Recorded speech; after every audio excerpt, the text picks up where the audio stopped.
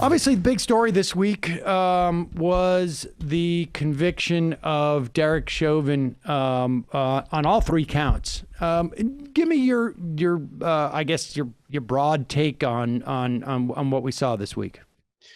Yeah, well, obviously the jury reached the correct decision, the ethically right decision, but also I think the well-justified legally decision, and that was a great moment for people. I understand all of the emotional reactions we saw and heard, both in the city and around the country. Um, at the same time, though, I think it's obviously important to understand that this is one cop being held accountable. There's still a much larger system of inequities at work within policing in the United States. And I just think it's important for people not to assume that this means everything is right and just and the system isn't as bad as people have been saying it is. It obviously is. And I think you see after the verdict, a lot of Democrats coming out and sort of saying a lot of very strange things about what the verdict meant symbolically. And I think people are right to sort of jump on that and critique that and sort of push back on the notion that the Democrats don't still have work to do on improving the justice system. Well, what's your take on Nancy Pelosi's comments? I know we've covered them. We covered them on the show, but they were particularly, in my view, out of touch and seemingly she had time to prepare for this, and yet she thanked George Floyd, for the viewers that don't remember, for sacrificing his life so that he could get justice for his murder. I mean, that to me that signals that in her mind she sees this conviction of Chauvin as something larger, akin to legislative action, than it actually is. In addition to just the, I think, completely tone deaf way to describe the murder of a man. Yeah, and she wasn't alone in that. I mean, Jacob Frey, I think, made a very similar statement after the verdict, saying, in effect, well, the city's better off for George Floyd having died because now we understand how unjust things are, and there's been this moment of justice.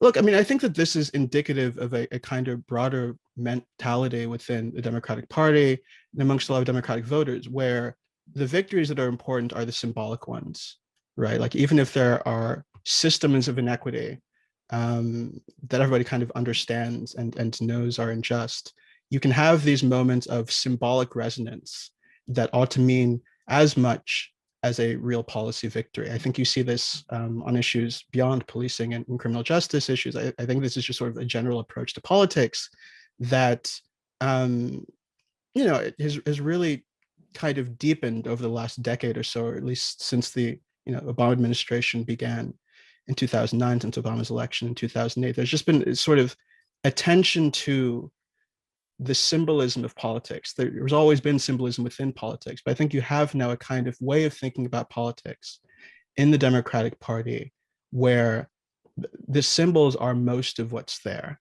and that view of politics sits in real tension with obviously a rising crop of progressives, a rising left that is pushing the president now on substantive policy issues and asking for meaningful concessions and not just these kinds of fables where the death of one man can stand in place of broader reforms. And it's important to say that this isn't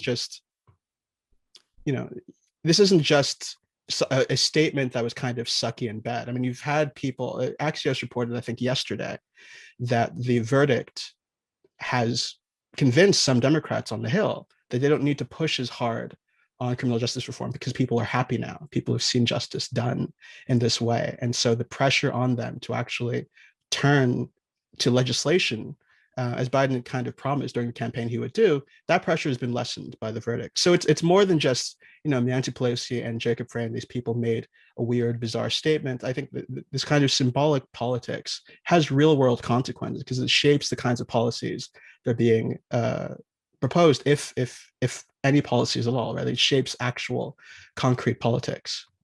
I think that's a fascinating observation. I want to put a pin in it because I think it comes back around to actually a piece that you wrote just the past couple of days about the filibuster, and so that might be a good segue. But I want to like part of the reason why I am so hesitant just in terms of doing what we do here to follow criminal cases. It's for this very reason. Like a criminal case, it would have been an incredible miscarriage of justice, narrowly tailored, if Derek Chauvin, when we all saw him kill George Floyd, walked away from this.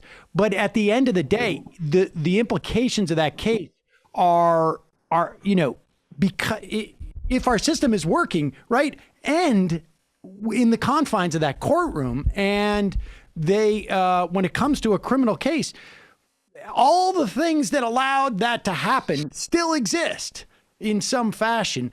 Do you think that the real question is on some level is like, what is it going to do?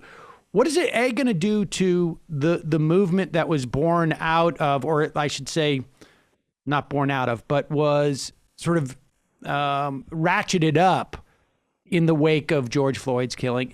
And what do you see that tension between what is happening with many people who still see this is a systemic problem and this, I guess, hope or excuse or whatever by the Democratic Party, who certainly rode a lot of that into office, and their sense that, okay, we're done now. like what's that tension? Where do you anticipate that tension sort of expressing itself? Well, I don't think the activist community is going to sort of let things go and ease up now, in part because the police are going to keep killing people. I mean, immediately after the verdict, we heard about this case of the police shooting and killing a teenage girl, and that got headlines that sort of tainted whatever happiness people felt about the Chauvin verdict. So I think that the activist energy is going to sustain itself just because nothing has been done to systematically reform policing in this country, and we're going to continue to see abuses, and people are going to continue hearing about them. But I think that in the interim, for the reasons I just kind of described, on the Hill at least, and within the Biden administration, it does seem like people are taking the Chauvin verdict as a reason to sort of pull back. It's hard to say much more than the activist community is going to continue to be as serious as they've been from the get-go on these issues, and they're not going to let a temporary victory sort of dissuade them. But in terms of concrete political action happening on the national level, I think that Democrats in power are going to use this as a sign that they should sort of pull back on an issue that they were already kind of wavering on. I mean, we remember the defund the police debate during the election. Progressives shouldn't have come out and made all of these systemic critiques of policing. The Democratic Party was already kind of looking for excuses to step back from this because they think it's politically it's a political bomb for them, and they think they do badly politically on this issue. So I don't really have a crystal ball just to sort of say much more than the police are going to keep killing people. The police are going to continue to abuse people in ways that don't make it to national headlines, in ways that often aren't even necessarily violent, but all communities across this country have policing shape their lives in all kinds of deep ways that don't necessarily always translate into somebody being shot, but they're still repressive and oppressive and still hurt disadvantaged and impoverished people in cities like the city I live in Baltimore. So all of that is going to continue until we start reforming the system in a more serious way. I don't know that there's will on the national level to do something, but certainly local activists have already won a set of victories as a consequence of the protests that happened last year, and I think that those victories will probably continue. Let's and we just saw, I don't know, we played a couple of clips this week. It's all because it doesn't happen unless it's on videotape, but of two teenagers riding home on their bikes, getting stopped by cops at gunpoint because they were black kids riding their bikes, I guess. And we had a clip, I guess this was from 2020, of a guy who was just in a rental car. Sheriff pulled him over just because he was going 5 miles under the speed limit. He was going 65 in a 70 mile an hour zone. And this type of, I mean, that that type of sort of like ongoing rolling harassment obviously is not going to bring a court case, but it's going to impact the lived experience of people.